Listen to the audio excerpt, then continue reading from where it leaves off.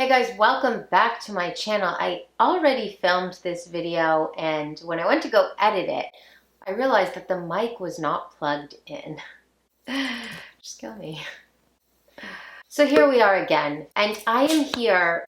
I hope I can bang this out as good as I did the first time. I'm pumped. I'm talking about the luxury items you have got to stop buying. Let's get into it.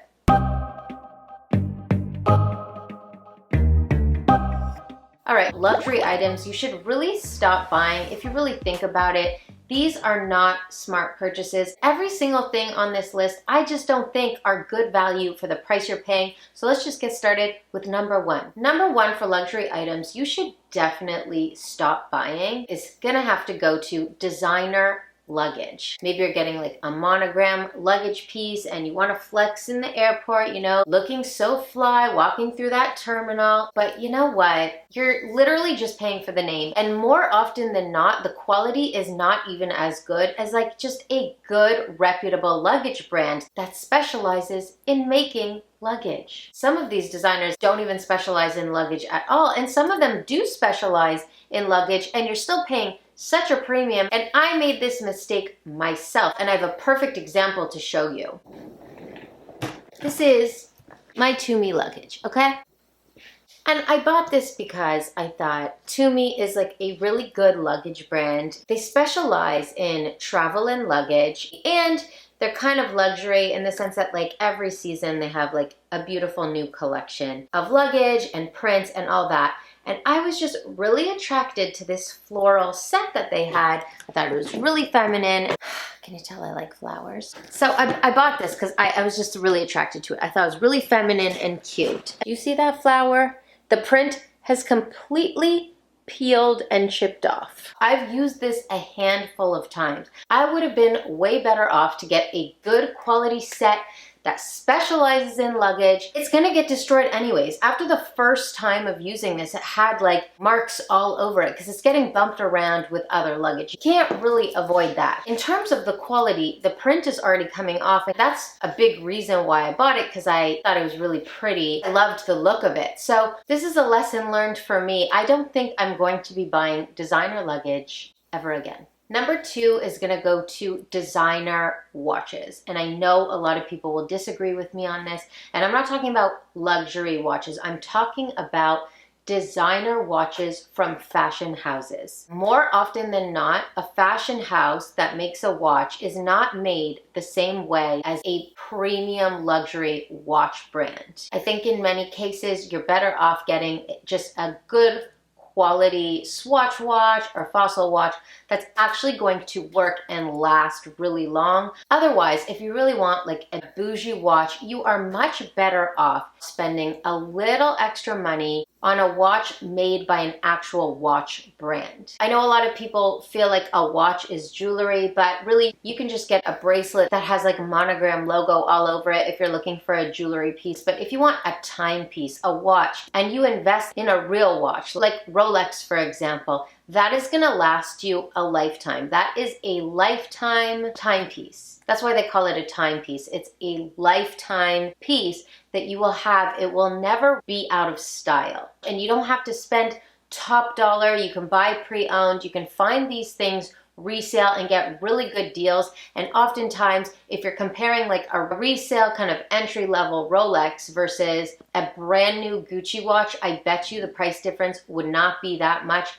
So do not waste your money on a designer watch. Invest in a good timepiece that's gonna last you a lifetime. Number three, similar to number two, but a little bit different, is designer jewelry, specifically designer costume jewelry. So when you're buying designer jewelry, most of the time, it's not made with precious metal like gold and platinum, not even sterling silver. Definitely not diamonds. It's usually cubic zirconia or Swarovski crystals, which is nice, but you're really paying a premium for the designer name. So you're buying a necklace that just has like the logo all over it. It's made of cheaper material, which is why it's considered costume jewelry. I mean, there is good quality costume jewelry, But if you're looking for the costume look, you can get a way better bang for your buck, not spending top dollar on something with just the brand name on it, and get the look for a lot less. Just like I said with the watches, I think you're so much better off to invest a little bit more money and get the real deal. Instead of a pair of like studs from a random designer, invest a little bit more money and get a nice pair of diamond studs. The price difference is not that astronomical, and the diamonds are gonna once again last you a lifetime, as opposed to a costume piece that will most definitely not last a lifetime, because oftentimes the stones fall out, the material tarnishes, you just lose all that money, you lose the value, as opposed to real jewelry that you can wear forever, that you can pass down to generations. It's a no-brainer. Number 4, don't waste your money on the latest fashion collection off the runway. If you've been subscribed to my channel, you might be thinking, Maytal, we know you. You know, I love fashion. I love seeing the new collections, and I love investing in some of these pieces every season, but it's really important to stay smart about how you're buying it. A lot of the fashion pieces fresh off the runway are really, really hot for the season, and then the next season, they're old news already. So you spend a whole bunch of money, the hottest dress of the season, everybody's talking about it. It's the recognizable design from that designer. You wear it once, max twice, and the following season, it is literally so recognizably from that previous season that you are not even gonna want it anymore. It's kind of gonna become irrelevant in your closet. A lot of these pieces cost thousands of dollars. So you are literally wearing it once or twice and it's done. What I mean is like the hottest pieces that have so much hype around them that everybody's talking about, oftentimes those are the ones that are the most expensive and die down the fastest. For example, Dolce & Gabbana, every season they have like this print that they do, and it's really, really popular for that season, and then the following season they come out with a new print, and that print is completely old news. I mean, a couple seasons ago, it was that beautiful Italian tile kind of vibe print that they had everywhere. Before that, it was lemons, which actually I remember seeing a photo of Kris Jenner in this dress with lemons all over. It was so recognizably Dolce. But now if you're to wear that print, it's very recognizably from that season. People that love fashion and want to be in fashion, that's a really good tip not to buy the hottest item from the runway, because that's the item that's going to be the most hyped and also the most irrelevant in the next season. Number 5 is going to go to luxury skincare. And I mean, definitely not all luxury skincare, but particularly skincare where you're literally paying for packaging and a huge advertising campaign. A lot of really, really expensive beauty and skincare brands have massive campaigns. They put a lot of money into their marketing and campaigns and a ton of money into their packaging, and more often than not, that is where the high ticket price comes from. I mean, you should definitely be buying good quality skincare. I mean, I'm all about that. You guys know that if you've been subscribed to me. I'm really into good skincare. But the most important thing you got to look at is the ingredients, not the packaging. You got to do your research, compare them to the really expensive brands, because there's really, really good brands, good quality, great ingredients for your skin that don't have all the bells and whistles of this crazy packaging. I mean, there's a wide, huge variety out there, and yeah, it can be really, really overwhelming when you're at Sephora and there's like this wall of skincare, but you just gotta take your time and do your due diligence. The good thing about that is that the more products there are out there, the more variety you have to choose from. Companies are always trying to improve themselves, always changing to do what consumers want. So do your research, invest in good products, but be mindful of all the other things you might be paying for when you're buying this luxury skincare. All right, number 6 is also gonna go to a particular jewelry, but this is very different. I think a lot of people, especially in the YouTube fashion space, will disagree with me, but I strongly disagree with buying designer luxury diamonds, okay? And I'm not talking about Gucci diamonds. I don't think Gucci makes diamonds. I'm talking about Tiffany, Harry Winston, Graf. You are spending literally 3 times the price for that damn blue box, I'm telling you. Turquoise. turquoise box. Okay, so I filmed this video already, and during my video, I actually called Tiffany's on the phone with you guys. I can't do it again. I can't call them again. But I asked this lovely sales associate at Tiffany's, like, do you have any, I don't know, 2-carat diamonds in stock? And if you do, could you give me the price on them? I didn't really ask for specific shape or anything. I said just like anything in the 2-carat range. I think she found me around 2-carat ring or something like that. And the price was $99 and something thousand.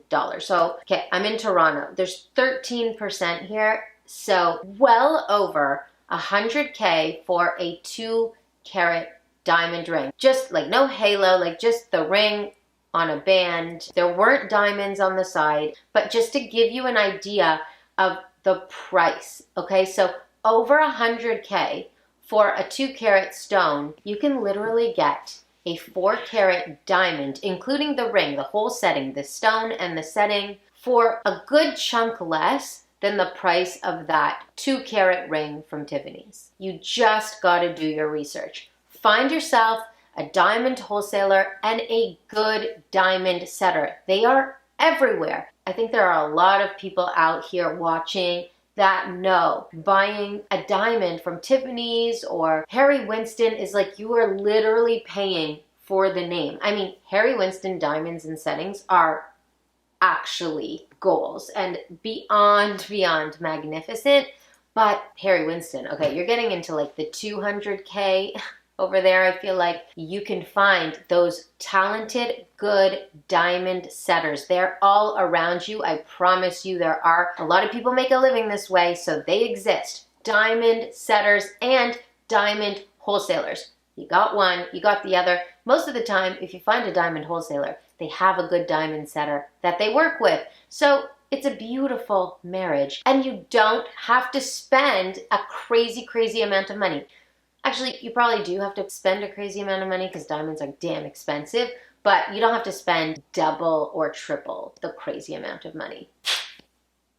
Okay, number 7, and bear with me here, is gonna go to spending a ton of money on really simple, plain pieces. You know, like a plain cashmere black sweater for like $1,200 just because it's like a really high-end designer. Here's the thing, you can get beautiful fabric and beautiful, amazing quality clothing for a fraction of the price. And I'm not talking about fast fashion. I'm just talking about really good, well-made clothing that is not gonna be thousands of dollars. You know, if you wanna spend a little more on good quality, you can get the same thing for a couple $100, which, you know, is still not cheap. But you're not spending that crazy premium on a luxury designer tag in your shirt. Oftentimes, it's just the name that's really hiking the prices up for these things. I mean, same with like a plain white t-shirt. I've seen this many times. I'm walking through department stores and I see regular, just